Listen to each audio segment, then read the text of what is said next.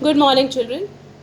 Children, as you can see, today we are going to start with a new type of economy which is called the planned or the socialist economy. In the previous class, we had finished reading about the merits and demerits of capitalist economy. Now I shall tell you the definition of socialist economy and how it originated. Socialist economy is based on the concept of socialism, okay, which emerged as a result of exploitation of people.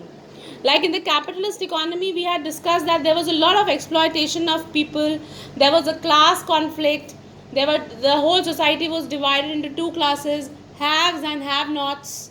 Okay, so socialism came into being in order to stop all that exploitation which was happening. Okay, now before we move to understand the definition of socialism, I would like to give you the meaning of this word called state. Now state is actually, children, here state means governed by a government institution. Okay, so you can say that the other name of government here in terms of economics we will talk is state. So if I say that SBI is state owned or Punjab National Bank is state owned, means that it is a government institution. Okay, another name for it is public institution. It's a public bank. ICICI is a private bank. Okay, so all the entities which are owned by the government, we can also use the word state. It is owned by the state. So any such body which is owned by the state or by the government, they are called public bodies.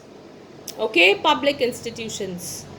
Now let us see how we are going to define the definition of this socialist economy.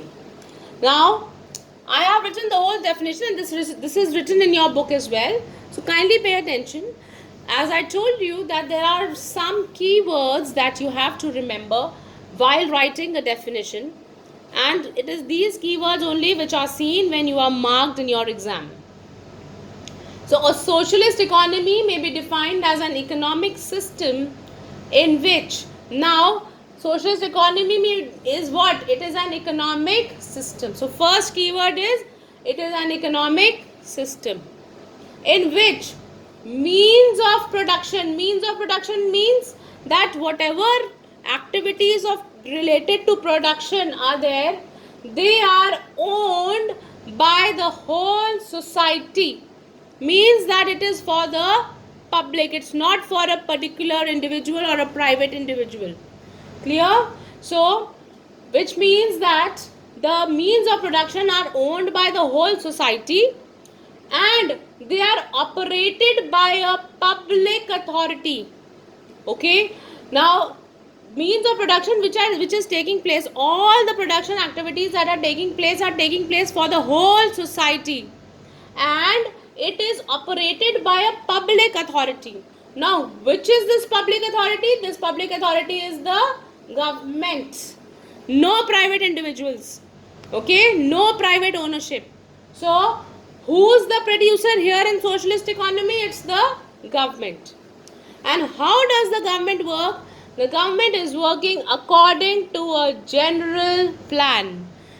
It moves according to, in a well planned manner. First of all the policies and planning, how the production is going to take place and what all would be there in the production process, everything is decided in advance. So in a socialist economy, everything is done in a planned manner. The last keyword is that whatever is being produced, that is for the benefit of the whole society.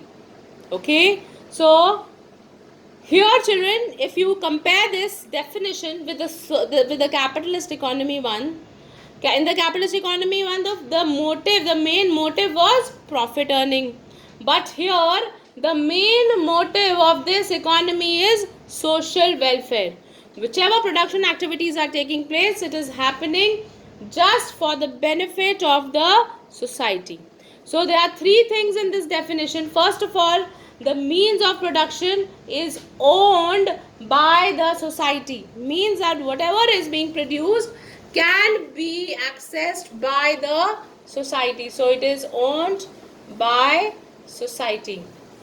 Then second important feature, these are the three crucial things in this definition. Second one is the use of resources through planning. Whatever means of productions are being used, it is through planning. You must have heard about 5-year plans of government. Okay, the government is planning for giving aid to the areas where there is no help. Okay, so that's all done by planning. And the third important feature is social welfare. Now children, example of countries which actually this kind of economy originated because of Karl Marx. Okay, he in 1917 looked that there was a lot of exploitation, so he suggested that this type of an economy where government is the sole producer should be undertaken, and Soviet Union was the first country to adopt this kind of economy. Then it was further adopted by China, Vietnam, Poland. Okay, all these countries. China and Vietnam still have such kind of economies. Clear, children?